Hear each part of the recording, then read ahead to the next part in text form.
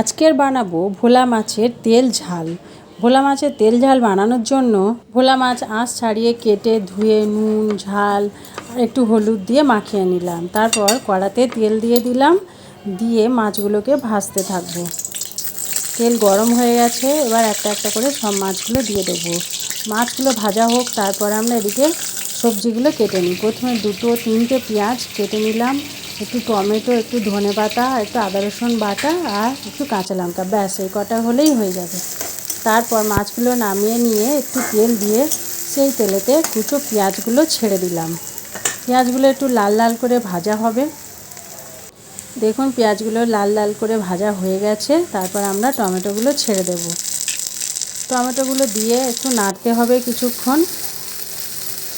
কিছুক্ষণ নাড়ার পরে তারপর আমরা 3টে কাঁচা লঙ্কা চিড়ে রেখেছিলাম, সেই কাঁচা লঙ্কাগুলো দিয়ে দেব।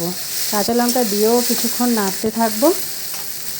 কিছুক্ষণ নাড়ার পরে তারপরে আমরা মশলাগুলো অ্যাড করব। প্রথমে আমরা দিয়ে দেবো কিছুটা নুন, তারপর দিয়ে দেব একটু জিরের গুঁড়ো,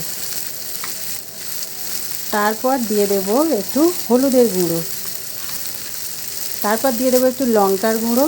যারা ঝাল বেশি খেতে চান তারা ঝাল বেশি দেবেন, যারা খাবেন না তারা অল্প দেবেন। দিয়ে কিছুক্ষণ নাড়তে থাকবো। এই পর্যায়ে আঁচটা কিন্তু আস্তেই থাকবে, বেশি জোরে দিলে পুড়ে যেতে পারে তরকারিটা। তারপরে আদা রসুনটা দেবো। আদা রসুনের একটা গন্ধ থাকে, তাই আমরা আবারও নাড়তে থাকবো। নেড়ে সব একসঙ্গে মিশিয়ে নেব। দেখুন আমাদের মেশানো হয়ে গেছে। কিছুক্ষণ নাড়ার পরে সামান্য একটু জল দিয়ে দেব, একটু মিট মশলা দিয়ে দিলাম দারুণ একটা টেস্টের জন্যে, আর একটু কাশ্মীরি রেড চিলি শুধু কালারের জন্য। এটা কোনো টেস্ট না কিংবা কোনো ঝাল না, শুধু কালার হবে।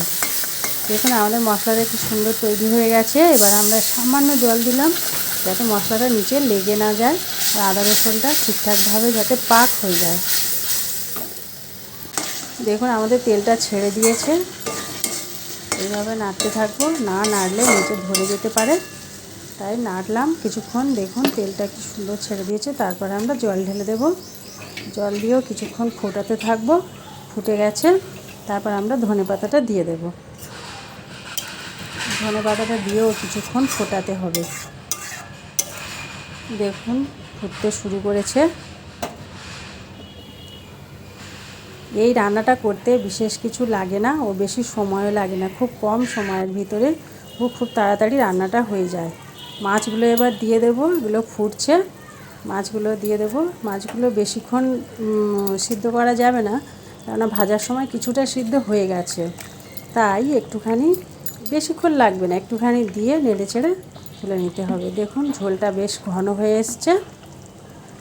উপর থেকে আমরা তেল দিয়ে দেবো। এটাই হলো তরকারির আসল রহস্য।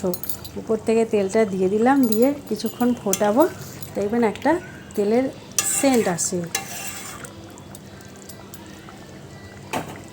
কাঁচা তেলটা দিলে কাঁচা তেলের একটা সেন্ট আসে, এই সেন্টটাই খেতে হেভি লাগে। দেখুন আমাদের সার্ভ করা হয়ে গেছে। কি সুন্দর লাগছে মাছের তেল ঝাল। ভোলা মাছের তেল ঝালটা ঢাললাম যখন ঠিক এইরকম দেখতে লাগছে। কেমন লাগছে একটু কমেন্ট করে বলবেন সবাই। ভালো লাগলে অবশ্যই সাবস্ক্রাইব করবেন।